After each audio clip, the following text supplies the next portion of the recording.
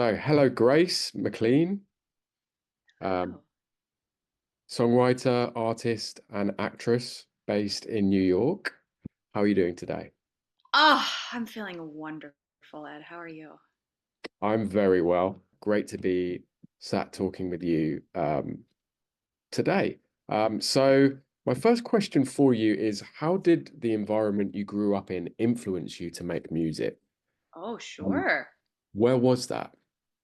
Yes, so I grew up in Southern California, and my parents were musicians. So I just was around music a lot. They were like, yeah, this was in the era sort of before, DJs were a thing. So there were just bands for every location, for every occasion.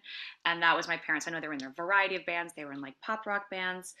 My mom was in a Latin band. They were in a country band. It just was all different kinds of music. And I remember they converted our garage into like a rehearsal space, and there were all the rugs on the floor and the mic stands and cords and things. And I remember sometimes as a kid going to like help them bring their gear from the car to the gig and set it up and then be there for a second and then go home, go to bed.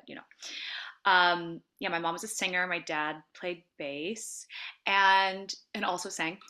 And I remember when I was in elementary school, the guy who like runs the music program after school comes around, and I said, Mom and Dad, I want to do the after school music program and I want to play the drums.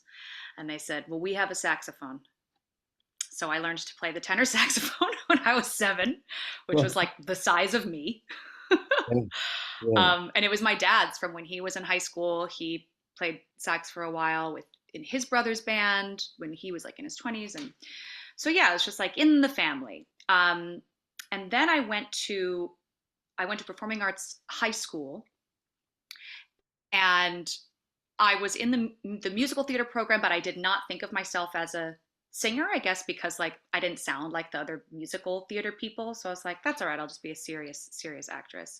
And then one day we had a master class with a jazz singer whose name is Carmen Bradford, and she sings with the Count Basie band, and she's amazing.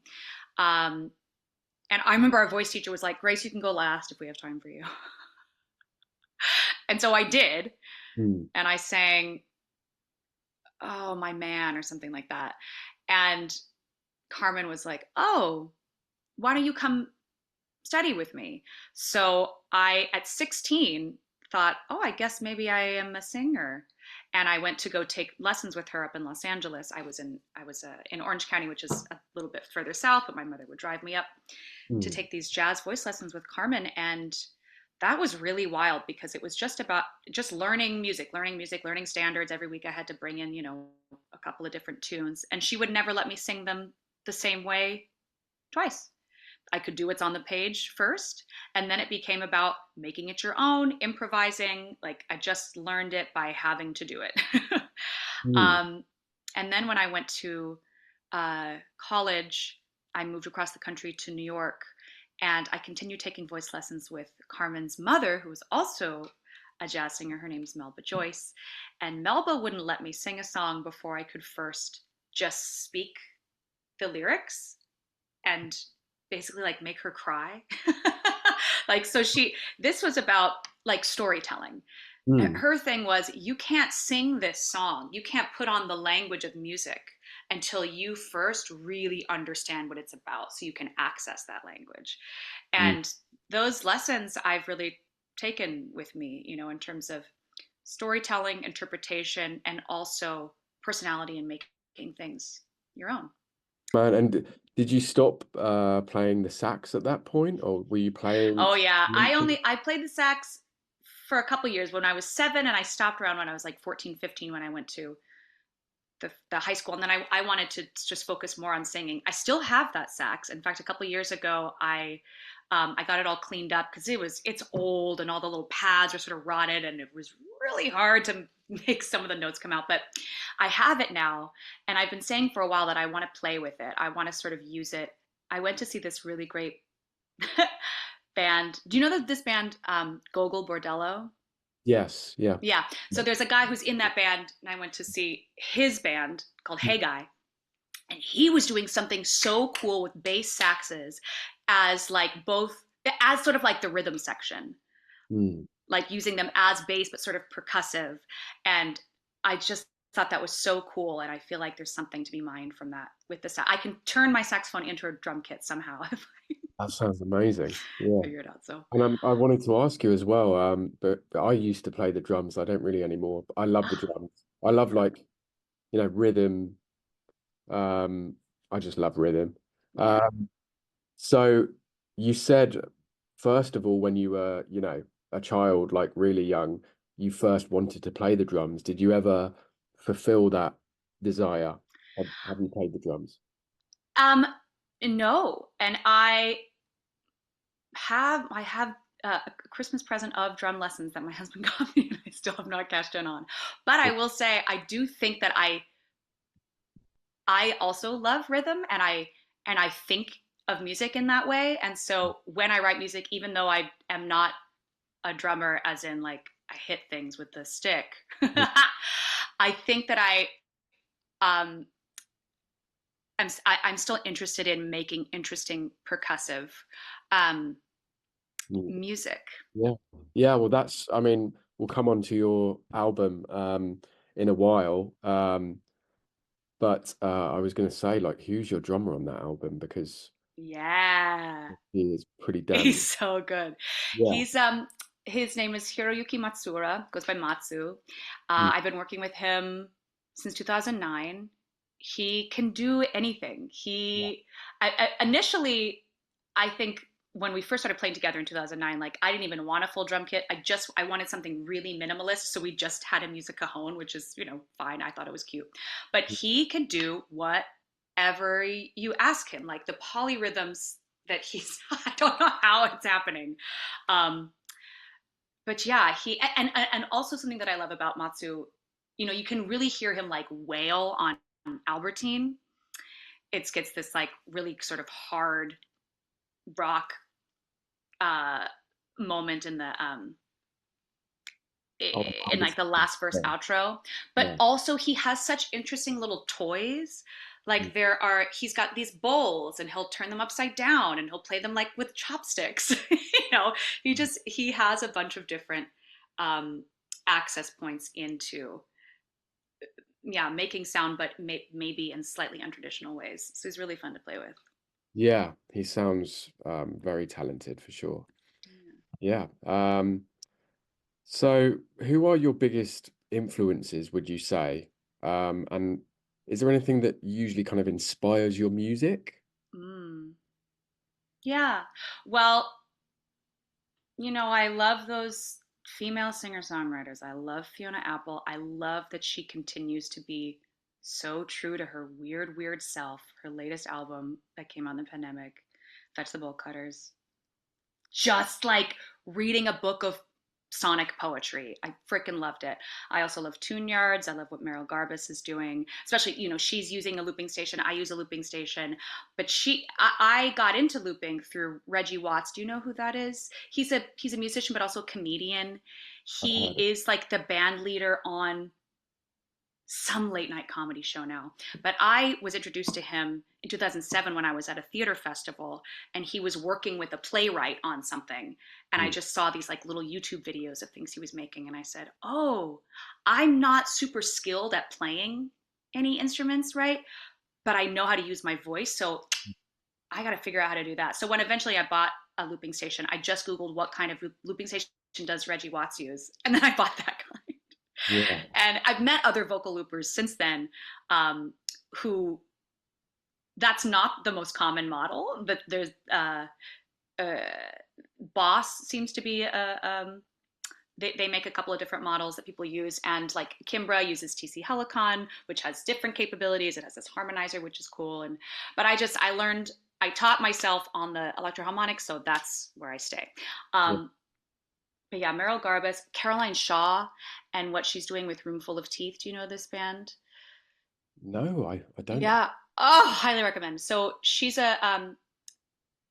won a Pulitzer for music for this piece that she wrote. Roomful of Teeth is an a cappella group, but they're not like doobie bow. They're more like sort of modern classical, is what you would probably characterize them as. It's 8 people, 4 women, 4 men, and they have a residency every year at this art space in Massachusetts where they invite different composers to come and sort of, first of all, learn the range of their voices and their capabilities. And they'll also have people come and give them master classes in like tube and throat singing or whistle tones or uh, or like heavy metal singing. And so they'll learn these different things, share them with composers, and have them write stuff for them. So the music that comes out of it is wild. Anyway, Caroline Shaw wrote this.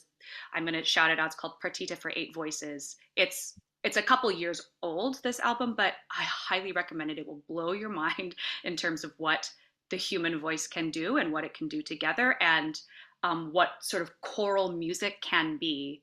Mm. And there's very little text. There's very little lyric. It's Mm. really just about like the voice as an instrument, and that is super interesting to me. Yeah, That sounds very interesting. I'm definitely gonna check her out. yeah. Oh, Very- also Cosmo Sheldrake. Do you know him? No, no. He's a real cutie. I found out about him. He has a new album out. He does this great thing. He also a looper, but he'll like record like a barn owl or people, like hauling stone up a hill, and will use that as a sample and a basis for some funky beat or like knuckles cracking. And he writes a lot about the natural world, um, using the natural world as his music, but they're really funky, fun songs. Yeah, they sound great. You'll have to send me the links to them, him and the lady you mentioned before. What was her Yeah, name? Caroline Shaw. Caroline Shaw. Yeah, so I can check them out. Yeah. And I can also share them um, with our audience as well. Yeah, so coming to your music, I mean, it's very hard to categorize, I would say, in a good way. I That's what think I've it's heard. a good way. But how would you describe your music to people who haven't heard it before? Well, the term I've been using recently is avant-garde pop, which I quite like. I feel like that captures it's not terribly experimental. Like I'm living in a pop realm, but perhaps pushing the boundaries of what that can be. Hmm. Hopefully, in the way that you would think of like a Saint Vincent and or a Tune Yards or people in that vein who are making music that's like fun to listen to, kind of danceable, but also poetic Hmm. in that uh, the craft of it is clear and true and authentic to the person making it, but is not necessarily like the craft of what you'll hear at the grocery store. Yeah. Sorry, my grocery store plays a lot of top 40 music, which is how I get to learn about it, because otherwise I would never know. Yeah, I think a lot of grocery stores do. Yeah. Yeah, so yours is like pop, but with an edge to it.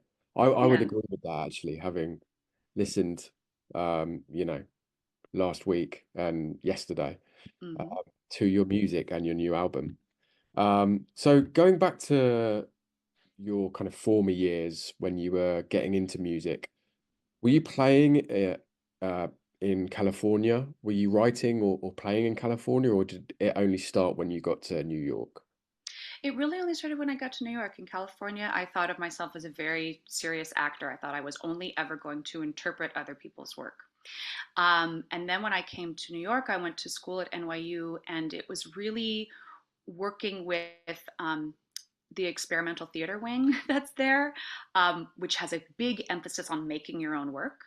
Hmm. And then there was a woman that I met right as I graduated, and who kept me employed for many, many years right after I graduated, whose name was Elizabeth Swados. She was a really prolific downtown composer in New York. She passed away a couple of years ago, but she was a huge influence and mentor because her work was epic and vast, um, and prolific again, and also like had so much teeth. Hmm. And working with her, I really learned about the power of ferocity and also the power of rage and also the power of uh, understanding your audience and understanding how to mess with them. She was really into this sort of Brechtian like pushing boundaries, and she did a lot of like political work. Yeah, yeah. Um, so it was in working with her. I mean, one of the first things, I didn't even think of myself as a writer, and I had done some weird piece with her and this amazing artist Taylor Mack, where it was called the Spider Operas, and me and a bunch of people were these little baby spiders, and Taylor was the mama spider, and like ate this puppet made of brownies, and then we all ate Taylor, who had Taylor was the mama spider, and he had like a skirt made of condoms filled with yogurt that we ate. Oh, yeah. Anyway, when that piece was over, that's when Liz was like, Grace, who are you? Let's keep working together. And she said, you're going to be in this political, like sketch comedy show where we're going to have to write material for each other and perform it. And that was terrifying to me. But Liz said, let's do it. And what I learned from Liz is like, if you're scared of it, you should probably lean into it and see what that's about. Yeah, well, I was actually just about to ask you, also, if you could give one piece of advice to your former self, then Mm. what would that be? Perhaps you just said it, but Yeah, I think it is fear is so wise, mm, and it shows you where like you need to learn about your boundary and maybe push it a little bit. And also the piece of advice that I do like to give to the youngs and therefore to my young self is to lean into your weird and mm, to find out like what your obsessions are. And even if they kind of make no sense in whatever you're doing in your life, if you're into it, then go for it. Like when I was at school at NYU, I studied medieval art just because I liked it. It had nothing. I thought I didn't know what I was going to do with it. I thought maybe I'll change careers and I'll go like be a curator or work in a museum or something. I don't know. But out of that, I found Hildegard von Bingen, who I eventually wrote a musical about, mm, and the title track on this album, My Lovely Enemy, is inspired by one of Hildegard's works. So, you just like, you never know how those things are going to impact what you make. mm, Um, and so I think it's important to like identify your weird obsessions and learn as much as you can about them and indulge that obsession. And also have craft around what you make. Some people I think are like, well, this is my thing, and so it's going to be weird, and there it is. But if it's just blah without a craft, you got to find out what the craft is so that you can share it. Yeah. yeah, I think that's great advice actually to any young artists out there. Um, and what was the biggest challenge then you faced making My Lovely Enemy, the album? Oh And boy. how did you deal with that? The biggest challenge. Honestly, the biggest challenge was just the waiting, the waiting, the waiting, the waiting. Like the recording the songs, getting people together, like that was all we could do that. That's actionable. Mm, Um, and even I think after we recorded Reckless, I wanted to rewrite some things, and my producer was amazing and indulged me and used some of the recordings that we already have of the orchestrations that he had made. With like there were string players, there was a clarinet. We like copied and pasted some of those things to make this new section that I wanted to add, and it turned out freaking great. Um, yeah, and then once we had those recordings, there was a pandemic. And or like, you know, my producer Justin was busy or I was busy. It was just like then getting the package together once we'd already made it took some freaking time. And honestly, finding the right mixer, I had no idea really until this album what an art form that is. Because when we finally found this guy, Jack DeBow, who did an amazing job on this album, and we would send him the tracks and he would send his passes back, I heard the music completely anew because he took all the material that was already there and just like mm, made it a sort of landscape. mm. Yeah, yeah. Yeah. And it took a while to find him. And I'm Yeah, glad we did. Like I've learned it's good to shop around. Yeah, so that yeah. you find the right collaborator. Yeah, yeah. So it sounds like with COVID and it sounds like kind of life just happened a bit too much for you Yeah. making this album, Yeah. that kind of delayed it, I guess. Yeah. Yeah. That's true, but also I'm glad that we held off until it was right because I'm really proud of it. I'm proud of the project, and I'm glad it's come out in the way that it has, and that I'm working with the people I'm working with. Again, it's I'm working with this great label, ECR, and working with Blake, and I didn't know Blake when we had first finished making just the recordings, and so I'm really grateful to be working with him because he's helping get the music in front of people that I would never have been able to on my own, including you. Yeah, definitely. So you're signed to ECR, you said. Yeah. Um, Hmm. Would you still consider yourself an independent artist? 100%. Yeah, I Yeah. mean, I would as well. Yeah. Okay, good. We agree on that. And what's your favorite thing about being an independent artist then? Mm. I, well, mm, I must love it a lot because I don't make any, this is not how I make my living. Okay. I, you know, I'm I make my living as a performer. Most of my bread and butter. I'm in a Broadway show right now. So Yeah, we're grateful for going to talk that. about that in But a minute. that's somebody else's work. So Mm, a lot of I invest a lot of time and energy and dollars into it, and I like doing that. And I'll make a little something from shows that I do. mm. Streams, haha, maybe. Yeah, that's the good.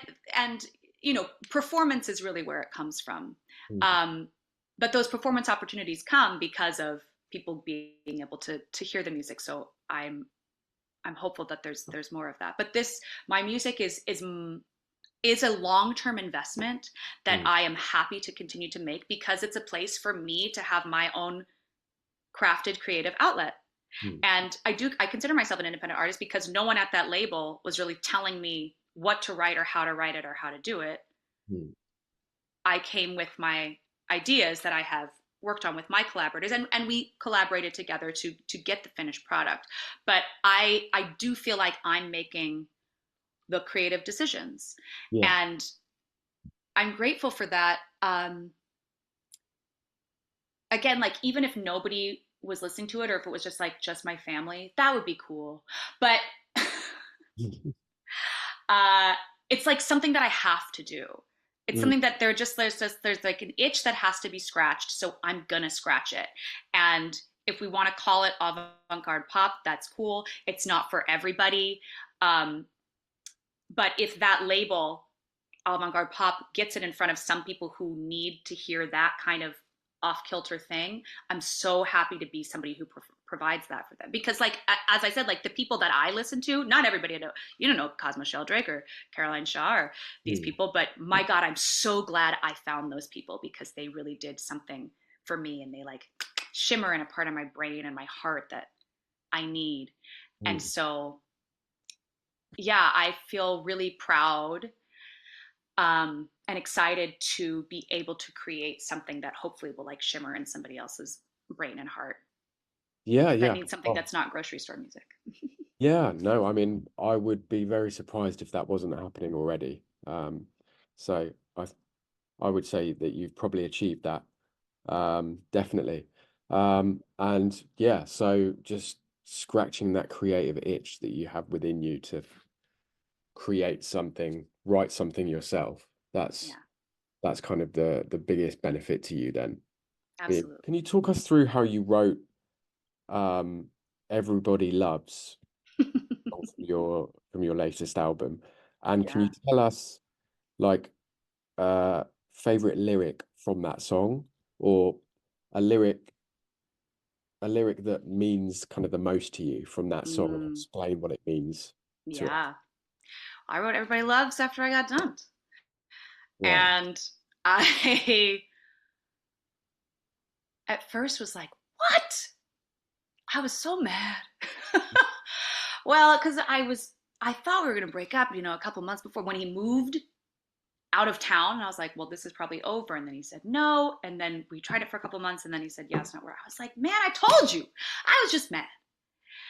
And then I realized, like, behind the madness or the anger, the madness, there was a sense of possibility and freedom and newness of not having to be tethered to someone who wasn't even there. Mm. Wow. That just, it felt like possibilities.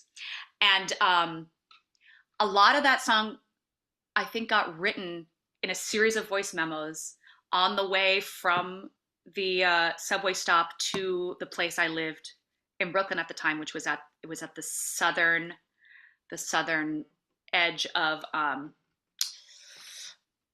Prospect Park, which is beautiful. Mm. And I think my favorite lyric is, my shoes are wet, my face is wet, you'll never give me back again. Because I remember when I wrote that lyric, I think I had taken the wrong train, or I had taken it too far or something. And it was late at night, and I had to do that walk from the subway, the wrong stop that I got off on, to my apartment, and it was dark and it was raining and I was soaked. Mm.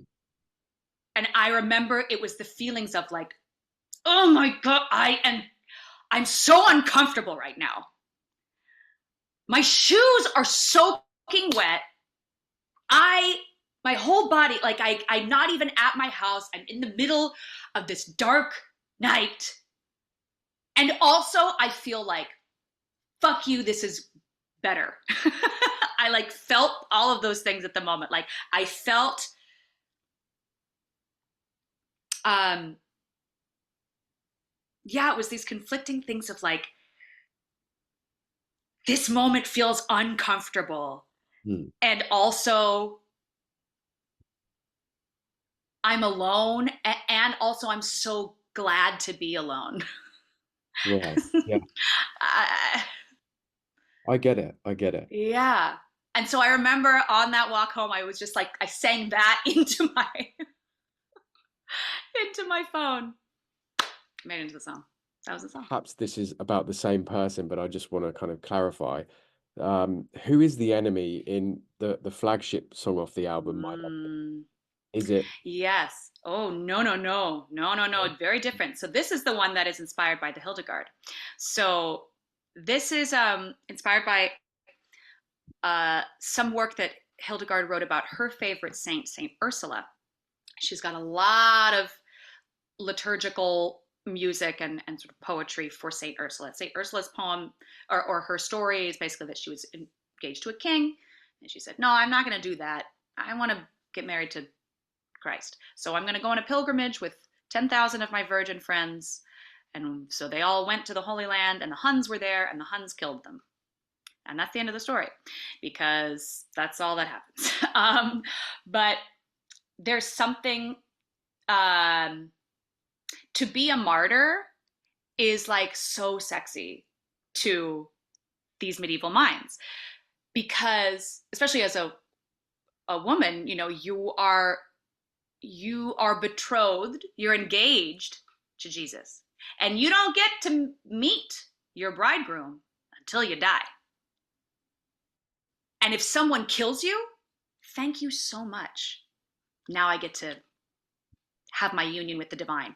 And so Hildegard has this poem that is full of like gratitude to the Huns, gratitude to the oppressor, because it's the moment of murder, of martyrdom, that is the moment of marriage. So that's what the song is about. It's basically about like, oh, this horrible thing that is happening to me is actually allowing me to maybe grow in some way, or get closer to a kind of enlightenment. Okay. I will say we have a really cool music video for that song that's gonna come out not soon, but later this year. Later. Sorry, I've been holding on to that one for a while. Um, but it's really cool, and I think it will speak to some more of those, Yeah.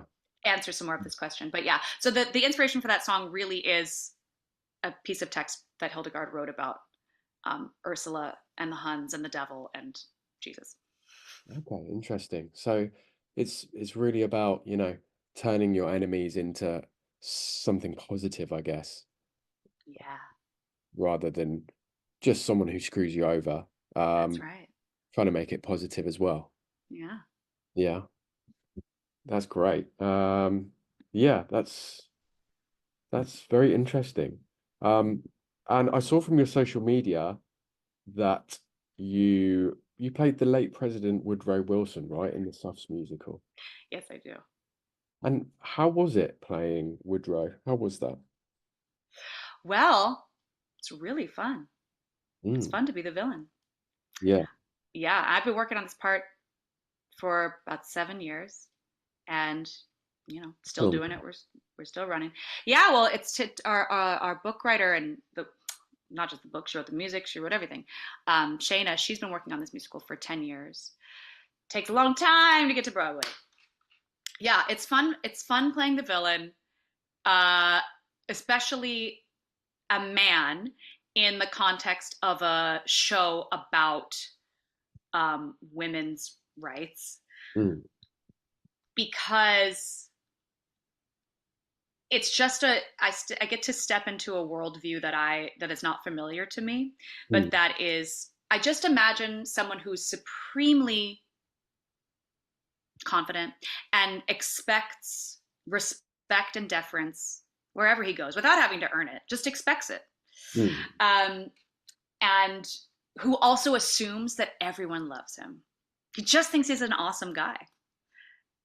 And anyone who challenges that, well, there's something wrong with them. Broadway, it takes a long time to get to Broadway, right? You just said that. What's more challenging, Broadway or the music business, would you say? um, I mean, they have their own challenges.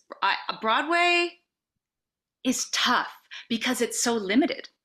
There are Mm, only a handful of Broadway theaters. yeah, Also, it is incredibly expensive to put up a Broadway show. And you got to put it up to then find out if people are going to come. And if they don't come, then you should close the show. You don't make any money. I was in Andrew Lloyd Webber's Bad Cinderella last year. right. That closed after 2 months, 3 months. Okay, and Didn't what, last very long. it just wasn't making enough money? Oh, there was so much vitriol. People just were so excited to hate that show before we even started. Yeah, Oh, oh, it was that's, mean. And so if people aren't buying tickets, mm, then the show itself is just bleeding money, because it costs a certain amount to keep it open, to pay all of the backstage crew, to pay all of the people doing the show, and then there's the press team, and there's all this stuff.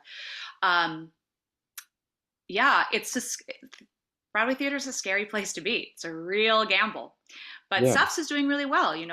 We're in Tony season right now, which is the award season, and so it's already won some awards. It's got 6 Tony nominations, including Best Musical, which is those are coveted spots, because 21 musicals opened this year for this Wow. season. And I Okay. think the Best Musical category is only like 5 or 6. So it's like very cool that it's getting that attention. That's, Um, but just in saying that, 5 or 6 people or productions out of 21 new musicals, that's hard. It's mm, hard to know how long your job's going to last, really. You're contracted for a certain amount of time, but it's no guarantee that the show's going to stay open that long. So for music, the music industry, it's just wider, and there are more opportunities for independent artists, I think, mm. for you to be able to make your music. Now, getting that in front of people, whew, That's not easy. that's why I get other people to help me do that, because I Yeah, know how to yeah, make it, and then you yeah, get other people to help.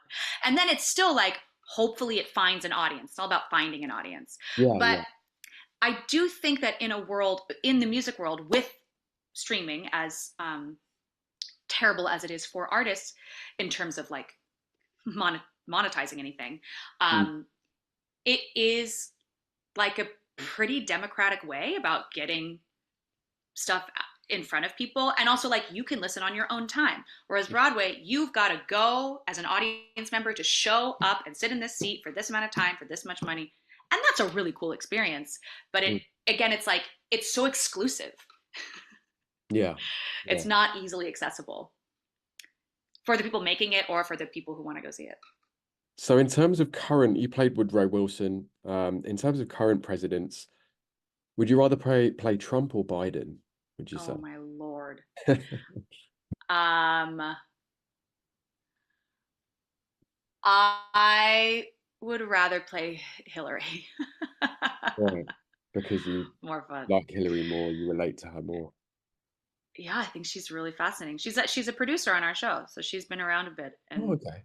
yeah, she's I had really, no idea she was involved in that. yeah. Mm. And Malala Yousafzai. I mean, I can't believe these people. Malala Yousafzai. She's a Pakistani girl who she was shot in the head by the Taliban a couple years ago when she was 15 for Right. trying to go to school. She has a Nobel Peace Prize. She's Mm. amazing. Um, yeah, it's just cool to see these really powerful women coming and supporting Broadway. Yeah, um, Trump and Biden. How about I don't want to play any more presidents? that's fair enough. I totally understand with those two as well. Why you wouldn't put it that way. Okay, Grace. Well, lastly, so you've got your new album out, My Lovely Enemy. Everyone should go check that out. It's a great album, eclectic, vivacious, energetic, um, just a very interesting, good album. You said you've got a video coming out for, was it Everybody Loves this year? No.